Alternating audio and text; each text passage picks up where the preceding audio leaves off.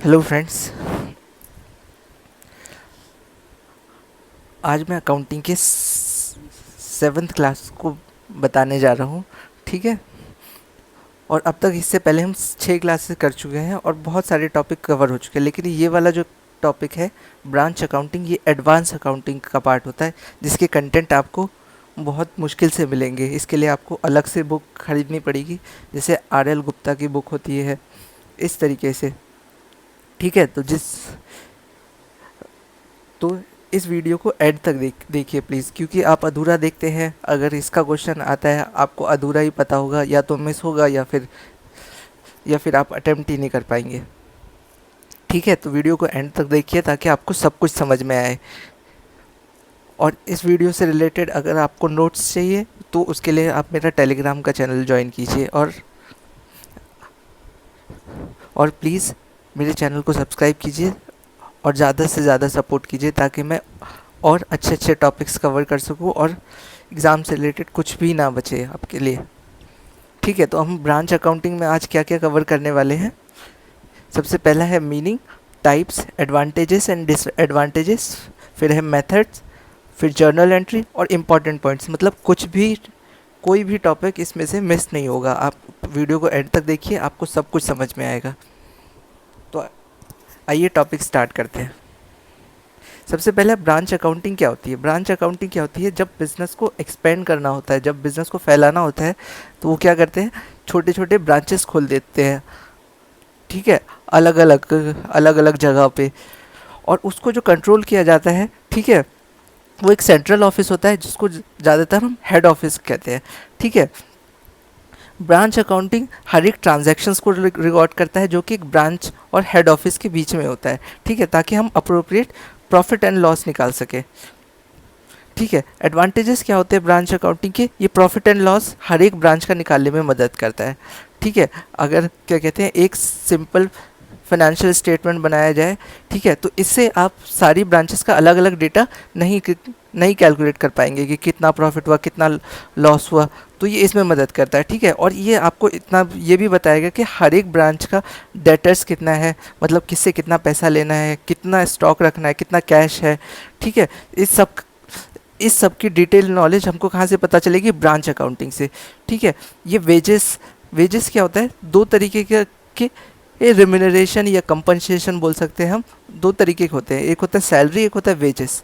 ठीक है। सैलरी और वेजेस को अलग अलग तरीके से डिफाइन किया जा सकता है। सैलरी जो होता है वो वाइट कॉलर वर्कर्स को, यानी कि स्किल्ड लेबर्स को मिलता है। ठीक है। और जो वेजेस होता है वो अधिकतर ब्लू कॉलर वर्कर्स, यानी कि जो लेबर क्लास अनस्किल्ड वर्कर्स होते हैं, उनको दिया जाता है। ठीक है। और एक ये भी है कि वेजेस डेली बेसिस पे होता है और सैलरी मंथली बेसिस पे। ठीक है। फिर है रेंट। ठीक है। फिर रेंट वगैरह, सैलरी वगैरह के बारे में हमको ब्रांच से ही सेपरेटली पता चलता है। क्यों? क्योंकि अगर एक हम सिंगल स्टैंडर्डाइज फाइनेंशियल स्टेटमेंट बनाते हैं, तो उसमें हमको सिर्फ उस बिजनेस से रिलेटेड पता चलेगा, हमें हर एक ब्रांच से रिलेटेड नहीं पता चलेगा। ठीक है। हर एक ब्रांचेस के लिए अगर हम सेपरेट अकाउंट बनाते हैं, तो हर एक के लिए हम अलग अलग डिसीजन ले सकते हैं, वरना सिंगल डिसीजन ही सबको अफेक्ट करेगा। ठीक है। हर एक ब्रांच के लिए सेपरेट अकाउंटिंग मेंटेन की जाती है, ताकि उसकी परफॉर्मेंस कैसी चल रही है इसके बारे में पता चले, ताकि हमें सिर्फ ओवरऑल बिजनेस परफॉर्मेंस से नहीं, बल्कि एक एक ब्रांचेस के परफॉर्मेंस का भी पता चलेगा। ठीक है। और क्या करते हैं, ये ब्रांचेस के ऑपरेशंस को ओवरऑल कंट्रोल करने में भी मदद करता है। ठीक है। अगर हम एक अकाउंटिंग बेसिस लेके चलें, ठीक है, और वही सब पे लगाए, तो मतलब जो अच्छा परफॉर्म कर रहा होगा, जो ख़राब परफॉर्म कर रहा होगा, सब पे एक ही स्टैंडर्ड फॉलो किया जाएगा। अब डिसएडवांटेजेस क्या है कि हर एक ब्रांच के लिए अगर हम अलग अकाउंट बनाते हैं, तो हमको इसके लिए अलग से मैन पावर की ज़रूरत पड़ती है। अलग से हमें चार्टर्ड अकाउंटेंट चाहिए होता है। ठीक है। अलग से फिनेंशियल मैनेजर चाहिए होता है। फिर क्या होता है, इसके लिए, हाँ, जैसे कि मैंने बोला, इसके लिए अलग से मैनेजर चाहिए होता है। ठीक है। अलग इंफ्रास्ट्रक्चर होना चाहिए, क्योंकि अगर अलग ब्रांच खोल रहे हैं हम, तो उसका अलग से ऑपरेशन चलेगा, और अलग से ऑपरेशन होगा तो उसके लिए अलग से एक लोकेशन और एक इंफ्रास्ट्रक्चर, बिल्डिंग वगैरह की रिक्वायरमेंट होगी। ठीक है। और इसकी वजह से कंपनी का एक्सपेंस भी बढ़ता है, क्योंकि हर एक लोकेशन पे अगर हम अलग अलग बिजनेस सेटअप करेंगे तो उसके लिए बढ़ेगा ही। ठीक है। और क्योंकि हम क्या कहते हैं इतने सारे अकाउंट्स बनाएंगे तो अकाउंटिंग में डिले भी हो सकता है, ठीक है। हो सकता है कई बार हम क्या कहते हैं जो टैक्स फाइलिंग की डेट होती है उससे बियॉन्ड चले जाएं, तब तक अकाउंट ना बन पाए, क्योंकि हमको ऑडिट के लिए एक क्या कहते हैं एक स्टैट्यूटरी ऑडिट होता है जो कि ईयरली बेसिस पे होता है, वो कंडक्ट कराना पड़ता है हर एक ब्रांच का। उसमें भी डिले हो सकती है और हमें फाइनेंशियल स्टेटमेंट सबमिट करनी पड़ती है ताकि हम अपनी टैक्स फाइलिंग कर सकें। फिर मिसमैनेजमेंट भी हो सकता है क्योंकि डिसेंट्रलाइजेशन मतलब हर एक ऑपरेशन का अलग अलग अथॉरिटी होगी, अलग अलग क्या कहते हैं डिसीजन मेकिंग होगी। अब इम्पॉर्टेंट पॉइंट्स क्या है, ठीक है, इसमें सारे की सेपरेट बुक्स ऑफ अकाउंट होती है, ठीक है। और हमेशा हेड ऑफिस ही क्या कहते हैं हर एक ब्रांच के लिए वो अकाउंटिंग मेंटेन करेगा। ब्रांचेस भी रख सकते हैं, ठीक है, ब्रांचेस अपने रखेंगे लेकिन अल्टीमेटली वो अफेक्ट करेगा हेड ऑफिस को ही, ठीक है। इसकी वजह से एक्सपेंसेस बढ़ते हैं। अब देखते हैं ब्रांच कितने तरीके के होते हैं। बेसिकली ब्रांचेस दो तरीके की होती हैं, एक होता है डोमेस्टिक, ठीक है, और एक होता है फॉरेन ब्रांच, ठीक है। डोमेस्टिक ब्रांचेस क्या होते हैं जो अपनी कंट्री में ही है। फॉरेन ब्रांच जो जिनका कि क्या कहते हैं हमारा हेड ऑफिस इंडिया में है और ब्रांच बाहर किसी कंट्री में है, ठीक है। अब डोमेस्टिक और होम ब्रांच भी दो तरीके के हो सकते हैं, एक तो डिपेंडेंट होता है, एक इंडिपेंडेंट होता है, ठीक है। आगे देखते हैं अब डिपेंडेंट ब्रांच क्या होता है, ठीक है।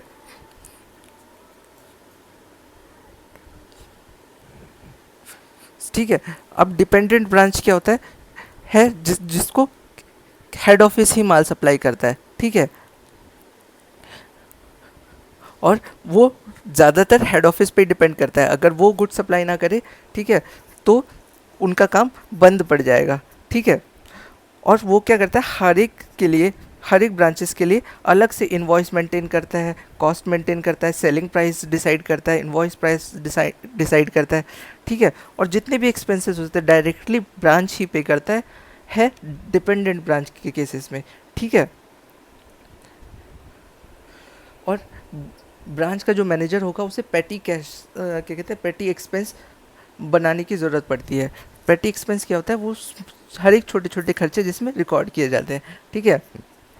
अब मतलब branches allowed to sell goods on cash basis, ठीक है। ब्रांचेस केवल कैश बेसिस पे ही गुड्स क्या कहते हैं उनको देते हैं जनरल पब्लिक को, ठीक है। कुछ ब्रांचेस क्रेडिट बेसिस पे यानी कि उधार पे भी अपना सामान बेच सकते हैं, ठीक है। और हर एक क्या कहते हैं ब्रांच को ये इंस्ट्रक्शन होता है कि उसको कैश बेसिस पे ही हेड ऑफिस में जमा करे, ठीक है। अब देखते हैं अकाउंटिंग क्या होती है इसके लिए डिपेंडेंट ब्रांचेस के लिए, ठीक है। Such branches do not maintain complete accounting for their transactions, ठीक है ना। ब्रांचेस कंप्लीट रिकॉर्ड नहीं रखता, क्यों? क्योंकि रिकॉर्ड तो हेड ऑफिस के पास होता है, वो सिर्फ वो बुक्स मेंटेन करता है जो कि अल्टीमेटली फाइनेंशियल स्टेटमेंट बनाने में मदद करते हैं, जैसे कि कैश बुक हो गई, सेल्स बुक हो गई, ठीक है। इन सब को क्या बोलते हैं, सब्सिडरी बुक्स बोलते हैं। फिर आता है अकाउंटिंग बाय हेड ऑफिस। इस वाले केसेस में अकाउंटिंग कैसी मेंटेन करता है हेड ऑफिस, जैसा कि गुड्स उसको सप्लाई किया जाएगा और जैसा कि कैश रिसीव होगा। अब अकाउंटिंग मेथड क्या क्या होता है डिपेंडेंट ब्रांचेस के लिए, ठीक है। पहला डेब्टर और डायरेक्ट मेथड होता है, पिछली बार यूपीएससी ईपीएफओ में इसी से क्वेश्चन आया था, ठीक है। स्टॉक एंड डेटर मेथड हो सकता है, ठीक है। फाइनल अकाउंट मेथड हो सकता है, होलसेल ब्रांच मेथड हो सकता है। अब आता है डेटर और डायरेक्ट मेथड क्या होता है, ठीक है। इसमें क्या होता है, हेड ऑफिस केवल एक ही अकाउंट खोलता है जिसको हम ब्रांच अकाउंट बोलते हैं, ठीक है। और इसमें ये दो तरीके क्या कहते हैं दोनों का कॉम्बिनेशन होता है, पर्सनल अकाउंट का भी और नॉमिनल, मतलब कि हम प्रॉफिट एंड लॉस असरटेन करने के लिए नॉमिनल अकाउंट मेंटेन करते हैं, और क्योंकि ब्रांच एक आर्टिफिशियल पर्सन है तो उसके लिए पर्सनल अकाउंट मेंटेन करते हैं, ठीक है। अब देखते हैं इसकी जर्नल एंट्रीज क्या क्या होती है, ठीक है। जब भी क्या कहते हैं ओपनिंग बैलेंस शो किया जाएगा तो वो असेट से शो किया जाएगा। जैसे हमने आगरा में कोई ब्रांच खोली, एग्जांपल ले लिया, ठीक है, तो आगरा ब्रांच ये हेड ऑफिस की बुक में एंट्री होगी, आगरा ब्रांच, और उससे 2 में करते हुए यानी क्रेडिट में जितनी भी असेट्स है उसकी सेपरेट एंट्री होगी, ठीक है। दूसरा क्या है,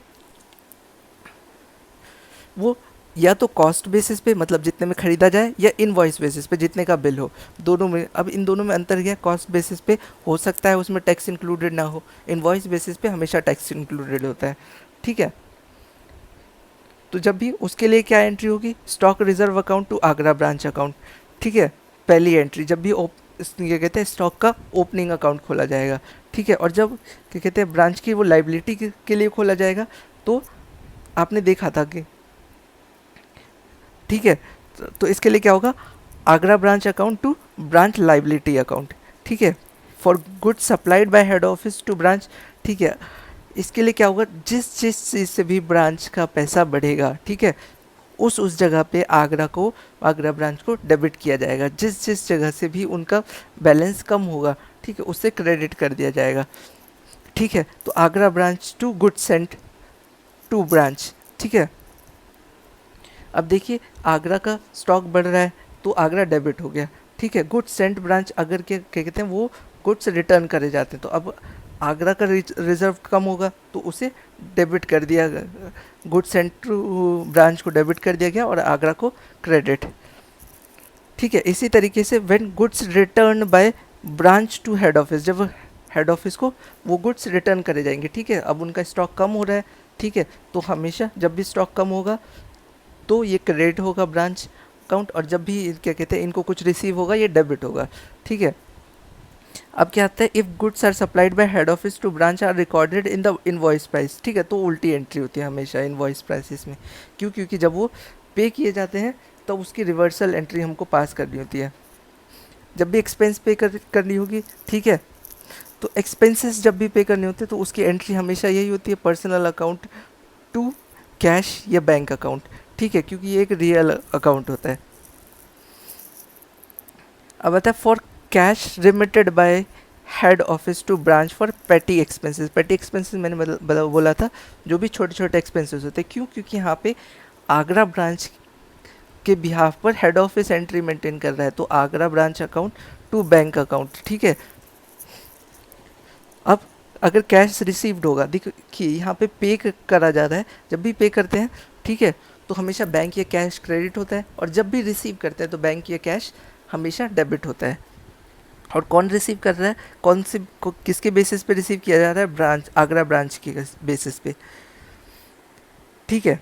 अब अगली एंट्री देखते हैं, जब क्लोजिंग बैलेंस ऑफ असेट, देखिए जब ओपनिंग बैलेंस ऑफ असेट था तो वो हमेशा वहाँ पे क्रेडिट से किया गया था, जब क्लोजिंग बैलेंस होगा तो यहाँ पे डेबिट से करा जाएगा, ठीक है। उल्टी एंट्री हो जाएगी एग्जैक्ट उसकी। अब अगला है,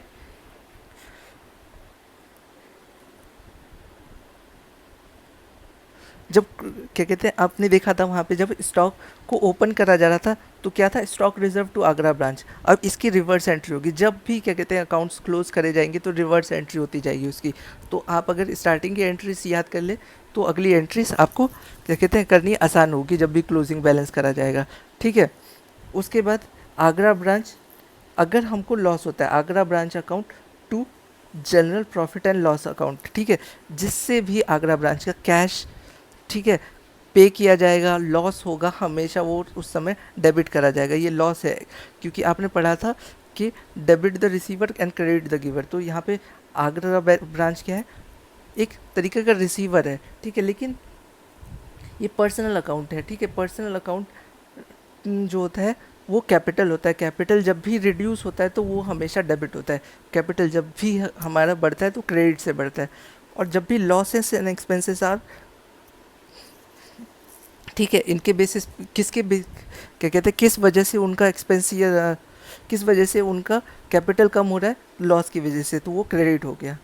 अब लास्ट अकाउंट है, ठीक है, गुड्स सेंड टू ब्रांच को जब क्लोज करेंगे आप इसको सीधा का सीधा ट्रेडिंग अकाउंट में ट्रांसफ़र करके कर दिया जाता है। अब ट्रेडिंग में यहाँ पे देखिए गुड्स सेंड टू ब्रांच यहाँ पे क्या है, डेबिट है, तो ट्रेडिंग अकाउंट में जाके ये क्रेडिट हो जाएगा। अब बता goods and transit, goods and transit क्या होता है कि मान लिया कि हम हेड ऑफिस ने आपको गुड्स भेजा, ठीक है, और ब्रांच को वो रिसीव नहीं हुआ, लेकिन उस समय ही हमको अकाउंट क्लोज करना है, तो उसे गुड्स एंड ट्रांजिट अकाउंट खोल के ओपन किया जाता है, ठीक है। और जब वो नेक्स्ट एंट्री करी जाएगी, ठीक है, जब क्या कहते हैं अकाउंट दोबारा से ओपन होगा उसकी रिवर्सल एंट्री मारेंगे ताकि वो क्या कहते हैं सेट ऑफ हो जाए। अब देखिए यहाँ पे ब्रांच अकाउंट का फॉर्मेट क्या होता है, बैलेंस बीडी से चालू करते हैं और उसके बाद जिस तरीके से हमने क्या कहते हैं जनरल एंट्री करी थी उसी के बेसिस पे ये बना हुआ है। Branch account at invoice format, ठीक है, ये भी वही है। हमने दोनों दोनों तरीके की जनरल एंट्री देख ली है और ये उनका ही जो वहाँ पे डेबिट था यहाँ पे क्रेडिट, जहाँ जो यहाँ पे क्रेडिट है वो डेबिट कर देंगे, ठीक है। Branch account at invoice format ये भी हम कर चुके हैं। फाइंडिंग मिसिंग फिगर, कई बार क्या होता है कि हमने कितना स्टॉक भेजा तो कई बार वो ज़्यादा आ जाता है तो कई बार कम आ जाता है, इसके लिए हम क्या कहते हैं फाइंडिंग मिसिंग फिगर करते हैं ताकि हमको पता चल जाए। यहाँ पे देखिए अगर सरप्लस है, ठीक है, तो बैलेंसिंग फिगर डेबिट होगा, ठीक है, मतलब कि क्रेडिट में हमने जितना भी सामान भेजा है, ठीक है वो ज़्यादा है डेबिट साइड से, ठीक है, तो वो सरप्लस अमाउंट शो करेगा। और अगर क्या कहते हैं हमारा डेबिट ज़्यादा है क्रेडिट कम है तो वो हमेशा क्या कहते हैं डेफिसिट अमाउंट या shortage of goods amount show करेगा, ठीक है। इस तरीके से हमें पता चल जाएगा कि हमने ओवर रिकॉर्ड करा है या अंडर रिकॉर्ड करा है, ठीक है। ये भी वही है, उसके बारे में ही इन्फॉर्मेशन है। If out of the above mentioned item only one item is missing then it will be balancing figure, ठीक है, वही बताया मैंने कि जब हमारा दोनों साइड इक्वल नहीं होगा तो एक साइड मिसिंग आएगा तो उस मिसिंग को ही बैलेंसिंग फिगर कहेंगे। अब वो शॉर्टेज ऑफ गुड्स भी हो सकता है या सरप्लस भी हो सकता है, ठीक है। इस तरीके से बनाते हैं फॉर्मेट, हम पहले भी देख चुके हैं, ठीक है। अब आता है फाइंडिंग मिसिंग फिगर, वही है।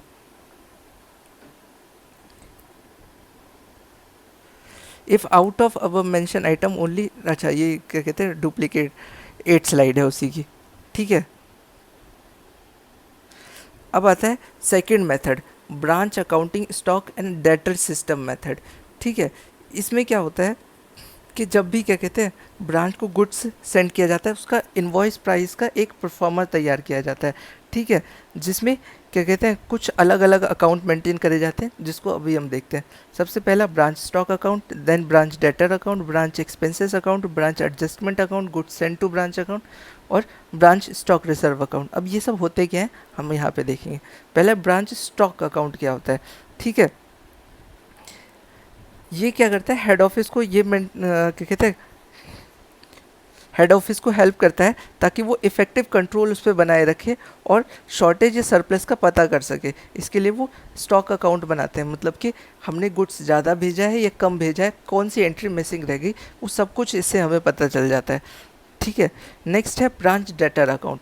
ब्रांच डेटर अकाउंट क्या होता है, ये इसलिए मेंटेन करा जाता है ताकि कि हमको पता चल जाए कि ब्रांच और क्या कहते हैं और क्रेडिट कस्टमर्स की क्या क्या ट्रांजैक्शन हुई, मतलब कि कस्टमर्स को कितना क्रेडिट में भेजा गया, ठीक है।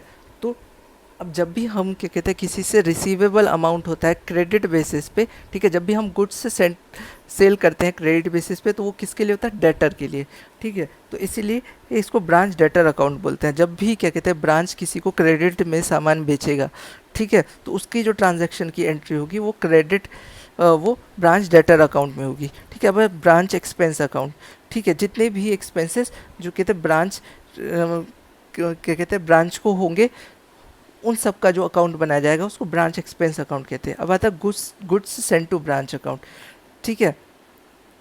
इसमें क्या होता है कि इसमें जितना भी गुड्स क्या कहते हैं ब्रांचेस को सेंड किए जाते हैं उसका रिकॉर्ड मेंटेन करा जाता है। हमने देखा था कि क्या कहते हैं हेड ऑफिस ब्रांच को गुड्स सेंड करता है फिर रिटर्न करता है, उसकी जर्नल एंट्रीज भी देखी थी, ठीक है। अब आता है ब्रांच स्टॉक रिजर्व अकाउंट, ठीक है। ये स्टॉक अकाउंट जो हमने देखा था उसका बिल्कुल रिवर्स है, ठीक है, सॉरी रिवर्स कह रहा हूँ, कॉन्ट्रा एंट्री है, ठीक है। कॉन्ट्रा एंट्री क्या होती है, जब क्या कहते हैं एक ही एंट्री का ड्यूअल इफेक्ट होता है तो उसको क्या कहते हैं, जैसे कि ना आप कैश बुक में देखेंगे बैंक और कैश ये एक तरीके के अकाउंट है, ठीक है। तो इसका जब भी ड्यूअल इफेक्ट होता है तो उसको branch stock reserve account open करा जाता है। अब आता है अब आता है ब्रांच एडजस्टमेंट अकाउंट, इसका 6th पॉइंट है सेकेंड मेथड का, ठीक है। ये इनकम और स्टेटमेंट मेथड को जो कि हम profit and loss account separately बनाते हैं उसको क्या कहते हैं ये रिप्लेस करता है। इसमें जितनी भी एडजस्टमेंट्स होती है, मान लिया कि हमने कई एंट्रीज जो होती है बुक क्लोज कर होने के बाद होती है तो उसकी एंट्री इसमें करी जाती है। मतलब फाइनल अकाउंट मेथड, आपने क्या कहते हैं फाइनेंशियल अकाउंटिंग के बारे में सुना होगा, उसमें हम 3 अकाउंट बनाते हैं, trading, profit and loss and balance sheet. इसमें भी सेम ऐसा ही होता है। इसमें हम trading and profit and loss account बनाते हैं, उसके बाद ब्रांच अकाउंट बनाते हैं। ठीक है, अब देखते हैं इसके रूल्स क्या होते हैं। पहले trading and profit and loss account बनाया जाता है, उसके बाद ओपनिंग क्लोजिंग स्टॉक और goods send to branch account ये सब बनाया जाता है कॉस्ट प्राइस मेथड पे, इनवॉइस मेथड बेसिस पे नहीं। ठीक है, और ये एक पर्सनल अकाउंट मेंटेन करता है। ठीक है, जिसमें कि क्या कहते हैं कॉस्ट प्राइस पे ही चीज़ें रिकॉर्ड की जाती है, और जो कि बैलेंस होता है वो रिसीवेबल या पेबल होता है। ठीक है, जितना भी अगर बच गया, ठीक है, जितना भी अमाउंट है वो या तो हमको रिसीव करना होगा या पे करना होगा। अब लास्ट है होल सेल प्राइस मेथड, ये लास्ट मेथड है। ठीक है, इसमें क्या होता है,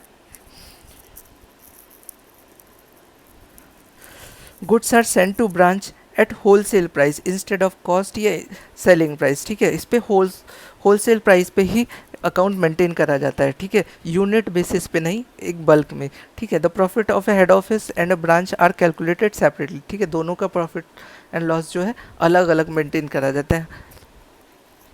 और उसके बाद क्या करा जाता है, branch and stock debtor method में जैसा करा गया था, कॉस्ट प्राइस पे ही चीज़ें मेंटेन करी जाएगी। उसके बाद लास्ट में प्रॉफिट ऑफ हेड ऑफिस देखा जाएगा, वो कैसा होगा, wholesale price minus cost of goods. ठीक है, कॉस्ट ऑफ गुड्स का मतलब क्या है कि कितने पे सामान बेचा जाएगा, मतलब गुड्स को मैन्युफैक्चर करने में जितना भी कॉस्ट आएगा। फिर आता है profit of a branch, list price minus wholesale price, मतलब कि जितने पे हम सेल कर रहे हैं और जितने पे क्या कहते हैं हमने वो रॉ मटेरियल खरीदा था। उसके बाद है branch stock reserve account will be prepared by head office to so loading on opening and closing stock branch and loading will be transfer to head office profit and loss account. ठीक है, इसमें हम ये सब देखेंगे कि कितना हमने स्टॉक सेंड किया, कितना हमने क्या कहते हैं रिटर्न करा, और उसके बाद उससे जितना भी क्या कहते हैं प्रॉफिट एंड लॉस होगा या जो भी बैलेंस होगा वो हेड ऑफिस के प्रॉफिट एंड लॉस अकाउंट में ट्रांसफ़र कर दिया जाएगा। Thank you so much. Please subscribe my channel for more videos related to accountancy, law, economics, etc. I will cover all the topics of UPSC, EPFO. If you have missed to subscribe, please subscribe my channel. Thank you so much.